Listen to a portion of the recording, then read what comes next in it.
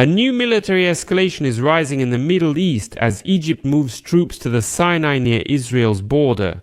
We're talking about dozens of tanks and heavy equipment. Israeli Prime Minister Benjamin Netanyahu has already asked the Trump administration to put pressure on Egypt to reduce its recent military buildup in the Sinai Peninsula. In Israel, they insist that Egypt's actions are significant violations of its 1979 peace agreement with Israel, for which the United States of America is the guarantor.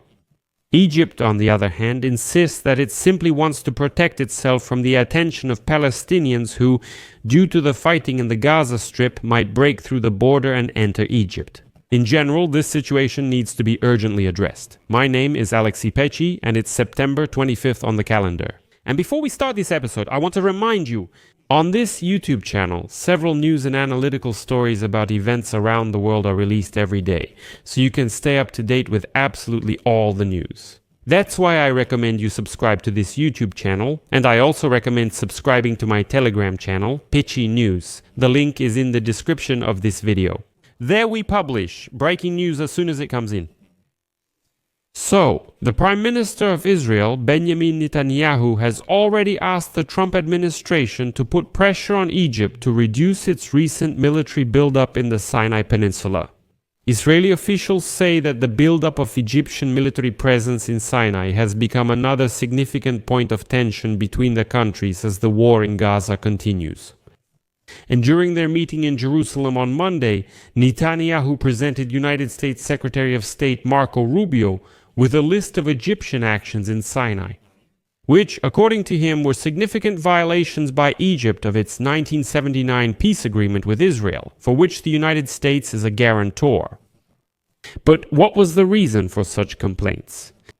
The fact is, as explained in Cairo, Egypt increased its military presence in the Sinai Peninsula, which borders the Gaza Strip, fearing that thousands of its residents, meaning the Gaza Strip, who are fleeing the fighting, would break through into its territory. Right now on social media, by the way, quite a few videos from tourists have appeared where you can really see that Egypt is moving a large amount of military equipment into the Sinai Peninsula desert. But the increase of Egypt's military presence on this peninsula could threaten the peace treaty between Egypt and Israel, because under its terms, Cairo is not allowed to deploy too many troops and equipment in the border area. Israel and Egypt, in this regard, have already established contacts between the army and intelligence services to discuss the situation in Sinai and security issues. The consultations took place in Cairo at the request of a representative of the cabinet of Benjamin Netanyahu, coordinated with the administration of United States President Donald Trump. And now Egypt has protested against the close placement of communication towers equipped with video surveillance equipment near its territory, while Israel has conveyed its concerns about the growing situation. According to Israeli intelligence services, Cairo has been expanding military infrastructure in this area, upgrading runways at local air bases and building dual-purpose underground communications, which, as Israel does not rule out, could actually turn out to be missile storage facilities. Here's a bit of history. After its defeat in the Six-Day War, Egypt became the first Arab country to officially recognize Israel. The two sides then signed a bilateral peace treaty in 1979, which stipulated that Egypt could not have an unlimited number of troops and military equipment in Sinai. This refers to the Camp David Accords, which were brokered by American President Jimmy Carter. The document regulates the deployment of forces on both sides of the borders. The treaty was preceded by 5 wars between Israel and Egypt, and it stipulated that only 26,000 Egyptian troops could be stationed on the Sinai Peninsula, and only a small group of security personnel could be deployed near the border.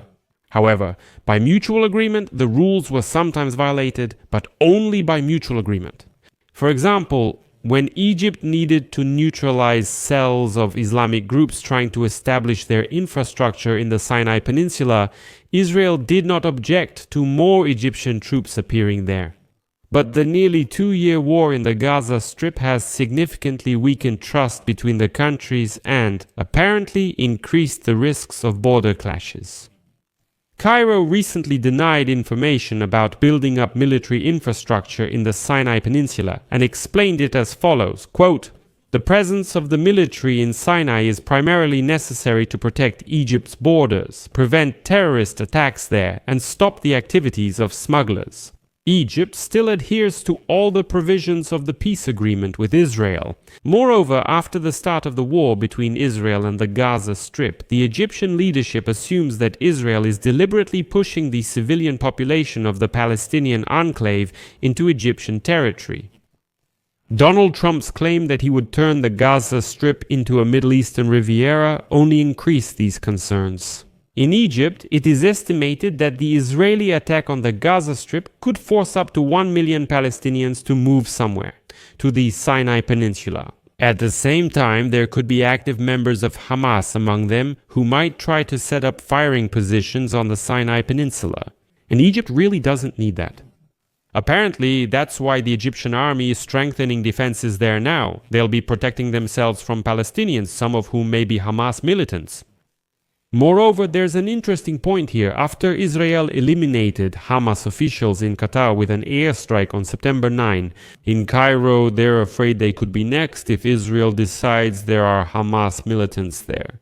And Egypt's concerns are justified, because officially, Egypt has not only hosted Hamas negotiators, but in recent years has also given refuge to leaders of another armed faction, the Palestinian Islamic Jihad.